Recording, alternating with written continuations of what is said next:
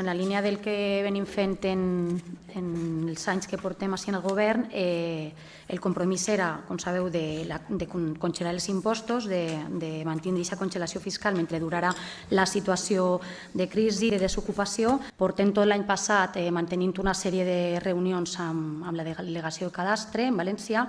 L'any passat ja obtinguérem un coeficient de reducció sobre el valor cadastral d'un 9%, si mal no recorde, i enguany encara hem obtingut un altre coeficient de reducció d'un 7%, es va baixar un 7% el valor cadastral.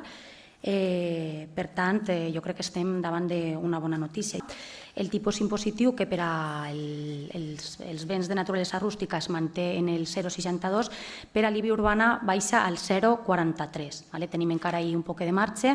D'esta manera, entre la baixada del valor cadastral i aquesta baixada del tipus impositiu, podem mantenir congelat el padró de l'IBI.